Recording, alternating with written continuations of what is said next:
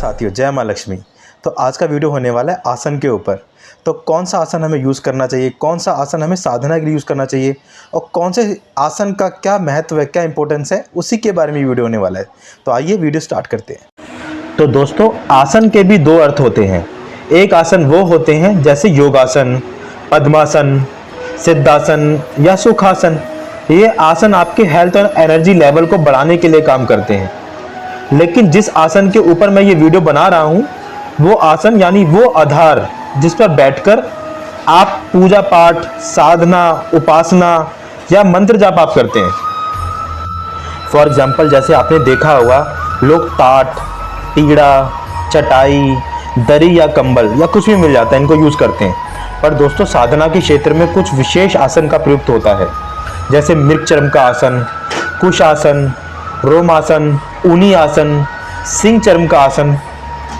हमारे ऋषि मुनियों के अनुसार अलग अलग तरह के आसन अलग अलग ही प्रतिक्रिया करते हैं और अनुभूति देते हैं, यानी आपको रिजल्ट देते हैं। जैसे कि दोस्तों देखो, जिस तरह मिर्च, कपूर, आपका आग, बर्फ़ या चंदन या ठंडा जल या गर्म जल, इन सबको आप अलग अलग टच करेंगे तो आपको अलग अलग अनुभूति मिलती है। तो उसी प्रकार मैं आपको यही समझा रहा हूँ कि अलग अलग आसनों का अलग अलग प्रभाव होता है।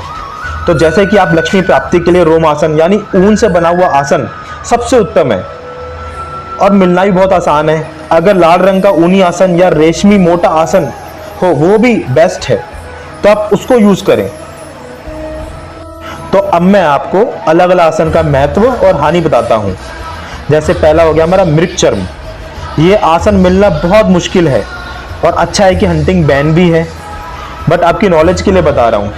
ये आसन ब्रह्मचार्य, ज्ञान, सिद्धि, सद्वृत्ति और सफलता देने में मृग चर्म बहुत प्रभावी रहता है। दूसरा है कुश आसन। कुश आसन दोस्तों, यह कुश नामक घास से बना हुआ होता है।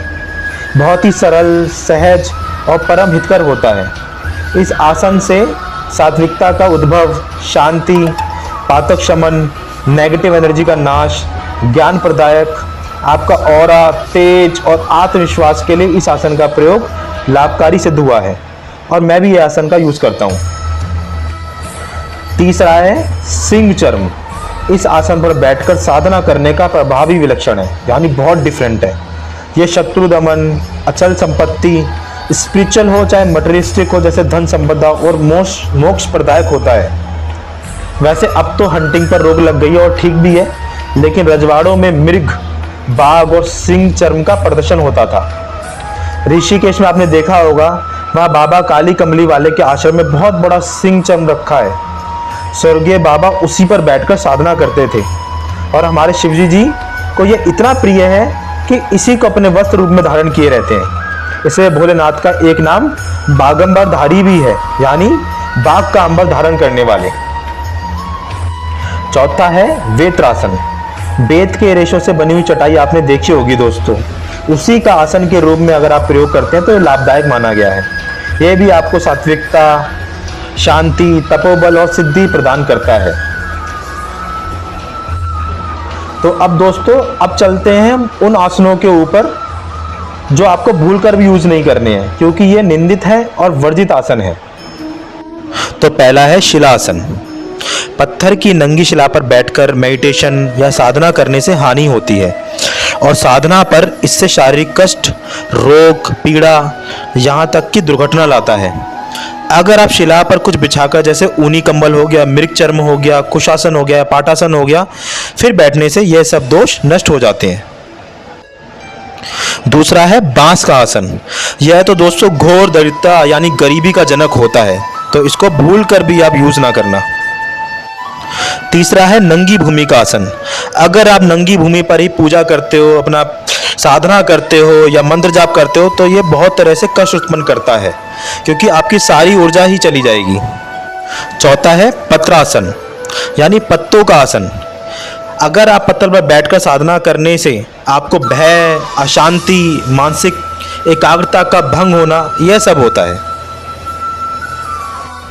पांचवा है तृणासन, यानी घास फूस से बना हुआ। तो दोस्तों, ये घास फूस, तिनकों से बने हुए आसन पर बैठकर साधना करने वाला व्यक्ति दरिद्रता, धन नाश और अपयश से ग्रस्त होता है। छठा यानी लास्ट है आपका काष्ठासन, यानी पीटा पटरा जैसे लकड़ी के आसन पर बिना कुछ बिछाए नहीं बैठना चाहिए। टूटे और घुन लगे हुए काष्ठासन पर तो भूलकर भी नहीं बैठना चाहिए, यह बैड लक लाता है यानी दुर्भाग्यकारी होता है। तो आई होप दोस्तों इस वीडियो में आपको बहुत जानकारी मिली हो।